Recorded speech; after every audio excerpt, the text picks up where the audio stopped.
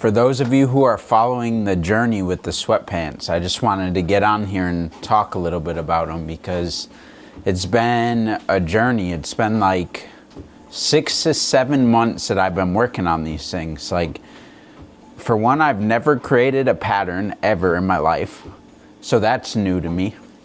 Never have I ever worked with manufacturers, so that was new to me.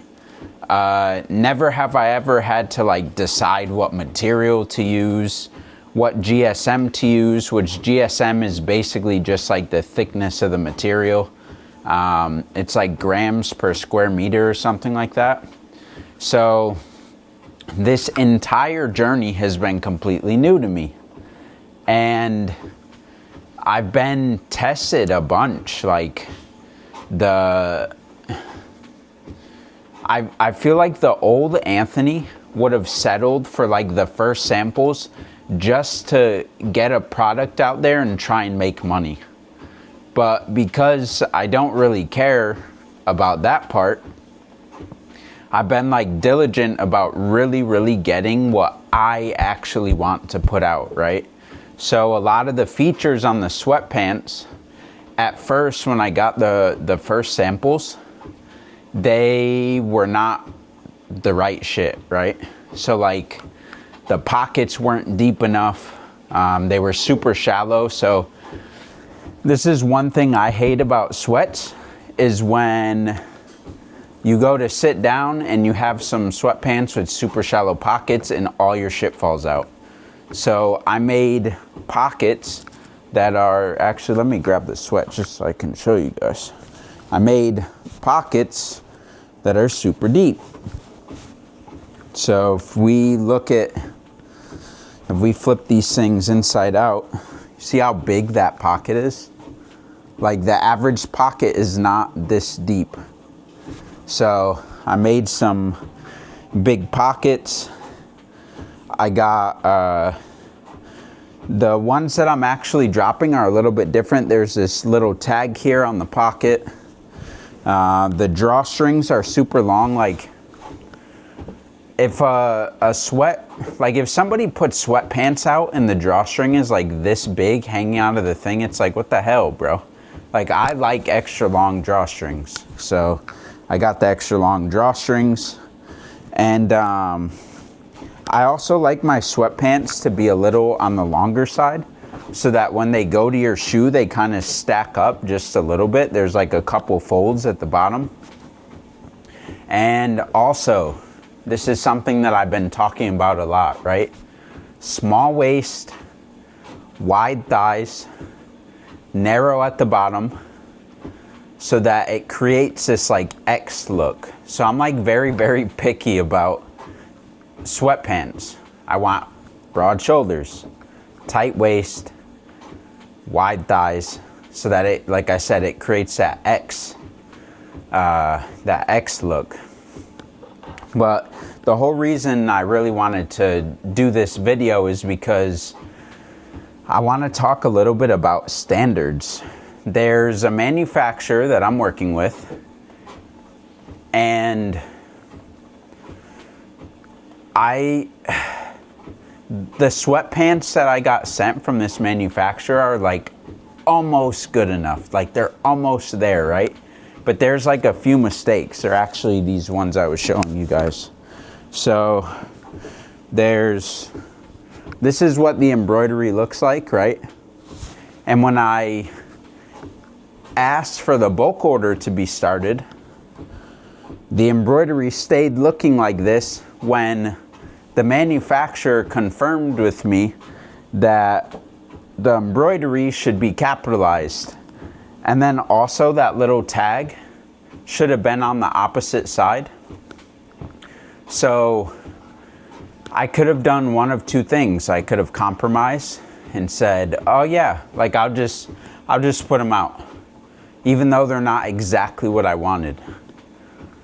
And what I started to do was think, I was telling my girlfriend this morning, like, I'm like, okay, like if Nike is gonna put out a pair of sweatpants and the manufacturer made the Nike symbol upside down on the sweatpants or a sweatshirt or a t-shirt, are they going to put that out?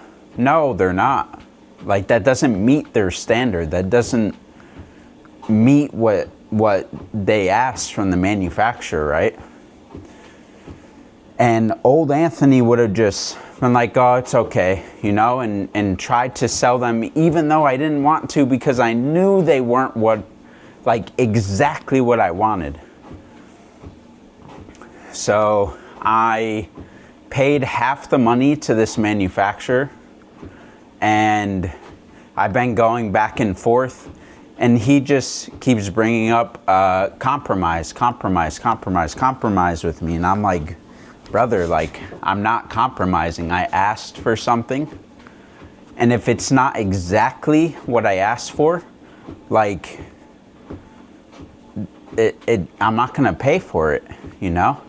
So right now I'm going back and forth with this manufacturer who's trying to get me to compromise, and I'm like, no. And I just see this as a test, right? Are you gonna lower your standards just to sell some shit? Or are you gonna hold tight to what your standards are, so that when you drop these sweatpants that, like, I love these things, right? Like, I'm like a sweatpant connoisseur. Am I gonna hold tight enough to my standards so that when I drop them, I actually want to sell them? Like, I actually have a desire to sell them. So that's kind of where I'm at with the sweats. And then also, the manufacturer that's actually producing 60 pairs of sweatpants for me, they started production a few days ago. And then I'm also getting started on another pair of sweatpants, which the series, like, for this drop, it'll be the sweatpants. I'm probably gonna do a cutoff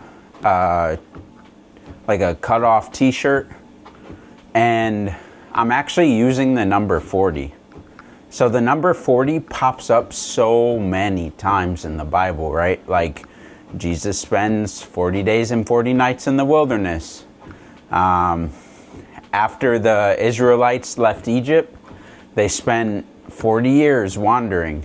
And it pops up in a bunch of other places. But to me, like, when you look at the story from the Israelites leaving Egypt, right, and going to wander in the wilderness for 40 years, like, to me, that represents trials and tribulations. And it's like, when you go through trials and tribulations, what do you have to have? Resilience. So I actually want to show you guys this. I already made a shirt. I have like a concept for a shirt already, right? So it'll kind of be like this. You guys get to see that. And then what I'm going to do, I actually messed up. I did a 44 instead of a 40. But then there's that little blurt right there, right? That says resilience at the top. And because when I think about the Israelites being in the wilderness for 40 years, I really do think about resilience, right? And it's like, the people who made it to the promised land, what did they have to have? Resilience. So underneath resilience, I have written relentless pursuit of overcoming obstacles in the mind to reach the end destination. And when I think about what the Israelites did, that's what they had to do. Like, imagine how much fear, how much doubt, how much like trials and tribulations they had to overcome in their mind, not just on the outside, right, but on the inside. Like, are we ever gonna find this place? Like, Moses is supposed to be leading us, and like, how is it that we're stuck out here for so long without finding the promised land? And like, same goes for Moses, right? Like, he had to have resilience. He had all these people following him. So what I've just done with this like series that I'm gonna do is that number from the Bible is what's going to be like the main focus. And what I want to do is this shirt, the sweats, probably a hoodie too. And then I actually want to do like, I was telling Denise this too, I want to start doing these little like postcards that that have like basically what the drop stands for, you know, like what the number stands for. And what I want to keep doing is numbers from the Bible that represent something, right? So like this one will be 40. The next one, who knows? Like as I read more and more in the Bible and I see numbers coming up, I'll start using them. But for this drop, it'll be 40. For those of you who hung around for, 11 minutes, thank you. I appreciate your support. And just leave down in the comments what you think about the concept for this next drop. I'm curious as to what you guys think about it. But that's all I got. See you in the next video.